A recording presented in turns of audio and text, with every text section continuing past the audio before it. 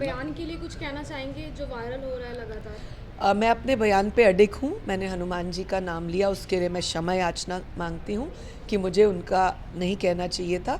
पर ये प्रैक्टिकल बात है कि जब हम किसी को कोई एग्जाम्पल देते हैं तो इसी तरह की बात करते हैं। यदि हमारे घर में कोई काम नहीं कर रहा होता तो हम उसे भी डांट के कहते हैं और जल्दी जल्दी कर, शादी पे आया है क्या। तो एक इस तरह की भाषाएं, इस तरह के वर्ड्स एक प्रैक्टिकल बात होती है। और कॉलेजेस में, स्कूल्स में बेटियों को अपराध से पहले अलर्ट करना मेरा फ़र्ज़ है। मेरा पोर्टफोलियो वही है कि मैं पहले क्राइम से पहले अलर्ट करूं, बजाय इसके कि एक बच्ची से गलती हो जाए और फिर उसके बाद वो फंसे, मीडिया भी फिर उस चीज़ को हाईलाइट करे और बच्ची भी पुलिस के चक्कर काटे। उससे पहले उसको साफ शब्दों में, सरल शब्दों में, प्रैक्टिकल भाषा में, एग्जाम्पल के साथ कुछ बता देना मैं ज़्यादा बेहतर समझती हूँ। कई महिलाएं इस बयान से, आपके इस बयान से संतुष्ट नहीं? कौन सी महिलाएं? साध्वी देवा ठाकुर नहीं, मैंने क्षमा मांगी है कि मैंने हनुमान जी का नाम लिया, उसके लिए मैं साध्वी दीदी से भी क्षमा मांगती हूँ, क्योंकि मैं खुद एक बहुत कट्टर हनुमान भक्त हूँ, इसलिए शायद मेरे मुंह से वही शब्द निकले। महिला आयोग की अध्यक्ष रेणु भाटिया हमारे साथ है, उनसे जानना चाहेंगे क्या कुछ वो बताना चाहेंगी। कल भी मैम काफ़ी मुद्दों को आपने उठाया, आज क्या कुछ बताना चाहेंगे? कल हमारे पास 14 मुद्दे आए, सभी मुद्दे गंभीर थे। 3 मुद्दे बहुत गंभीर थे बेटियों को लेकर। एक मुद्दा कि यहाँ के किसी गुरुकुल की बेटी है, वहाँ पढ़ती है, किसी लड़के से 6 महीने से मित्रता, फ़ोन पर सिर्फ बातचीत, एक दूसरे को देखा नहीं। अचानक से लड़का एक दिन कहता है कि 6 महीने हो गए बात करते हुए, एक दिन मिलने। लड़की उसे मिलने सोनीपत जाती है, वहाँ से वो उसे अगवा कर लेता है। 19 दिन तक अपने जीजा के घर में उस लड़की को बंद करता है। अब वो लड़की बरामद हुई है। अब लड़की ने बताया कि मेरे साथ 19 दिन तक दुर्व्यवहार हुआ, मेरे को नशे में दिल्ली भी ले जाया गया, मेरे साथ शादी की गई, वो नकली वाला सिस्टम जो होता है, और कोई फेरे नहीं हुए, कुछ नहीं हुआ, जस्ट वो सर्टिफिकेट टाइप वाली शादी। अब वो लड़की बरामद हुई है, उसने बताया, हमने पुलिस को जांच करने के लिए बोल दिया। दूसरा बहुत इम्पॉर्टेंट केस जो हमारे पास आया, जिसको हमने रात को 11 बजे तक घूम घूम कर सर्वे किया। एक लड़की ने इल्ज़ाम लगाया पर्टिकुलर एक पुलिस ऑफिसर के ऊपर, महिला पुलिस ऑफिसर के ऊपर, कि इसने मुझे थप्पड़ों से मारा है, ये मुझे CIA ले गई, मेरे को कुर्सी पर बांधकर मेरे पर रोलर चलाए और मुझे थप्पड़ मारे। सारी जानकारी हमने लड़की के साथ जा कर ली। इस कमरे में नहीं, उस कमरे में नहीं, इस कमरे में हाँ, इस कमरे में। जब ये कमरा बताया उसने तो वो बाथरूम था, जेंट्स टॉयलेट था, जिसमें जेंट्स सीट लगी होती हैं यूरिनल की, वो टॉयलेट था। हमने कहा ये तो टॉयलेट है। अब वो लड़की सच कह रही है, झूठ कह रही है, इसकी जांच करेंगे गहराई से, क्योंकि CIA वालों का कहना है जो वहाँ मौजूद थे कि हम तो अननोन के लिए कमरा भी नहीं, ऑफिस ही नहीं खोलते, CIA का असूल है, और महिलाएं तो यहाँ अलाउड ही नहीं है। बहुत कोई क्रिमिनल केस होता है, कोई बहुत ख़तरनाक मर्डर होता है, या कोई आतंकवाद काइंड ऑफ मुजरिम होता है, तो उस मुजरिम को लाया जाता है, बट नॉट विमेन। तो ये एक कॉन्ट्रडिक्शन है गर्ल के बोलने में और CIA के बोलने में। जो पुलिस अधिकारी है वो कहती है कि मैं लड़की को मैं कभी लेकर ही नहीं गई। Another contradiction of girl and that police officer. So we have given instructions to go in deep inquiry. 1 SIT is also गठित, जिसमें SHO कनुप्रिया है, DSP गौरव फोगाट है, तीसरे का मुझे नाम ध्यान नहीं है। तो ये SIT भी गठित है। We told them to work deeply on this, because इसमें एक महिला अधिकारी का भी नाम आता है, इसमें एक लड़की के साथ अन्याय की भी बात है, और इसमें CIA का नाम भी आता है। So we have to go very deeply in this inquiry. I hope these cases will come out and we will find. And one more case Karnal का जो बहुत इम्पॉर्टेंट है, मैं पूरे यूथ को बोलना चाहूँगी।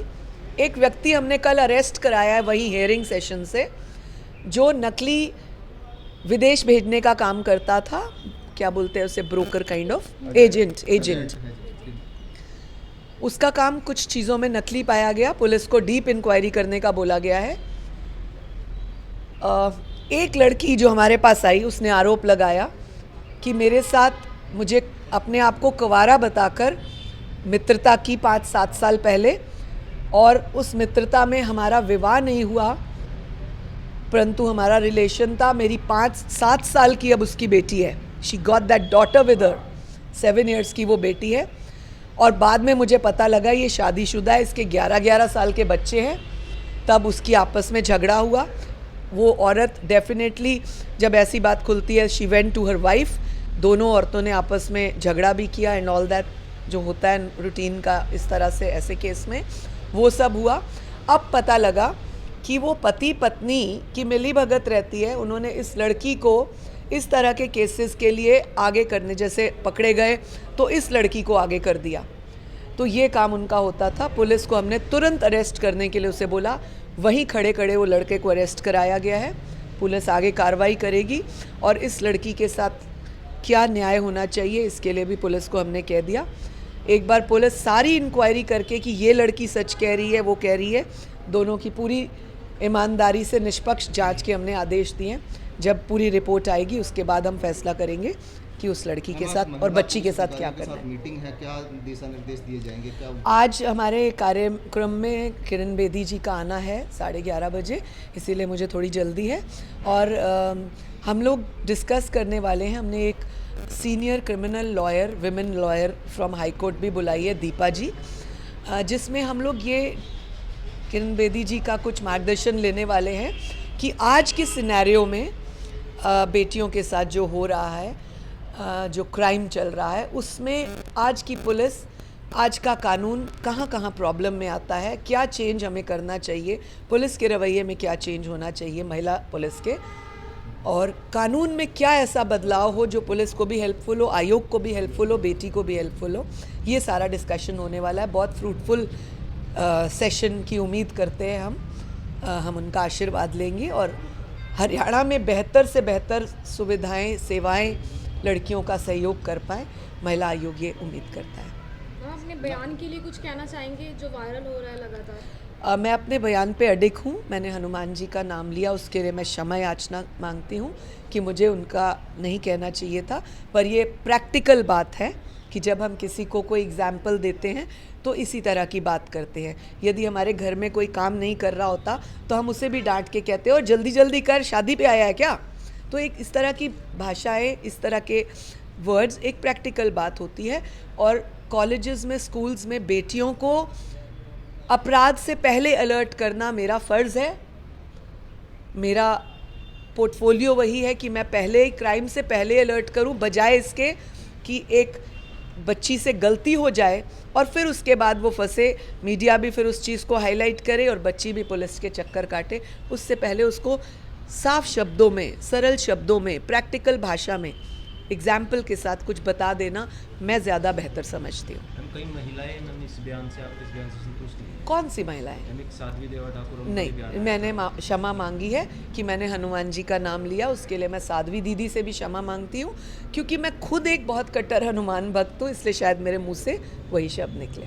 मैम, कई बार देखा जाता है कि रिलेशन होता है, चाहे लड़का हो चाहे लड़की हो, लेकिन उसके बाद शादी नहीं करते हैं तो ऐसे में सुसाइड होता है, तो उस पर कुछ कहना चाहेंगे? यही, इसी से बचे लड़कियां, इसी गलती से बचें। एक बार दलदल में फंसी हैं, बार बार ना फंसें। इसी वजह से मैं बहुत बोल्ड बोलती हूँ, इसी वजह से मैं लड़कियों को कई बार गुस्सा करके भी एग्जाम्पल देती हूँ। उसको अगर कोई मेरी गलती बताता है, उसको अगर कोई मेरे खिलाफ बात बताता है, तो मुझे लगता है वो लड़कियों के शुभ चिंतक नहीं है। वर्ड्स पर मत जाइए, भावना पर जाइए। मैम, कई बार ये भी देखा जाता है कि जेंट्स में भी ये प्रॉब्लम है कि वो लोग भी सुसाइड कर रहे हैं और ब्लैकमेलिंग के आरोप लगाते हैं महिलाओं पर, तो उनके लिए क्या कहना चाहिए? ये जो मैंने आपको CIA वाला केस बताया, कुछ इसी तरह का है। जब खुलासा होगा तो पता लगेगा कि गुनहगार कौन। Thank you so much. आज करनाल पहुंची हैं महिला आयोग की चेयरपर्सन। ये थी महिला आयोग अध्यक्ष रेनू भाटिया। किस तरीके से आज जो पुलिसकर्मी होने वाली है, जितनी भी महिलाएं पुलिस कर्मचारी हैं, उन सबसे एक मीटिंग होने वाली है।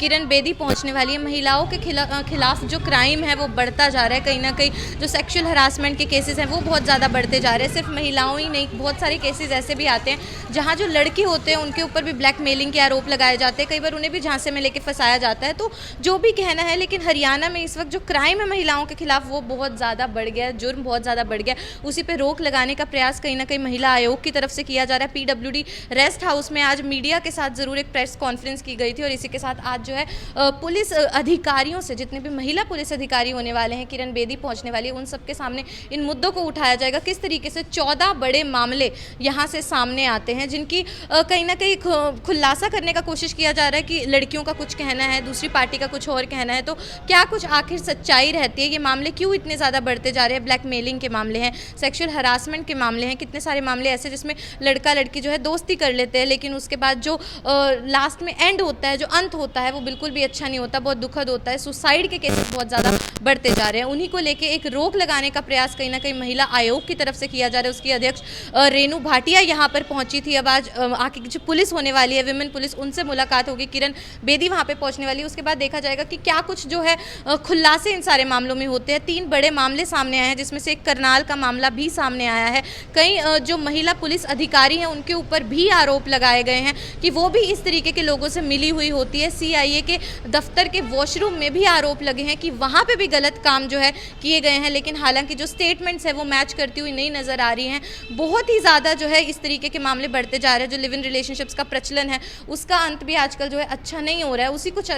उसी के चलते हुए एक रोक लगाने का प्रयास, कहीं ना कहीं ये जो जुर्म महिलाओं के खिलाफ बढ़ रहा है, इसके ऊपर एक रोक लगाने का प्रयास किया जा रहा है। और बहुत सारे ऐसे बयान भी कहीं ना कहीं इन्होंने दे दिए थे जिन्होंने थोड़ी बहुत कंट्रोवर्सी भी क्रिएट कर दी है। उस पर भी कहीं ना कहीं जो रेनू भाटिया है वो क्षमा मांगती हुई नजर आई, लेकिन अपने बयानों पे वो अड़िग है। उनका कहना है कि मैंने जो भी बोला था मैंने सच ही बोला था। अब छानबीन जारी है पुलिस अधिकारियों से। किरण बेदी जी से आज जो है मीटिंग होने वाली है, देखते हैं उसके बाद क्या कुछ जो है इसका सोल्यूशन निकलने वाला है। जितने भी बड़े 14 मामले सामने आए हैं, जिसमें से 3 मामले प्रमुख तौर पे आज उठाए गए हैं, देखते हैं उसमें क्या कुछ जो है अंत निकलता है। लड़कियां कुछ और बोलती हैं, दूसरे लोग कुछ और बोलते हैं, तो कौन सच बोलता है, कौन नहीं बोलता है, इन सारे मामलों में भी खुलासा किया जाएगा। ऐसी खबरों के लिए आप बने रहिए करनाल ब्रेकिंग न्यूज़ के साथ।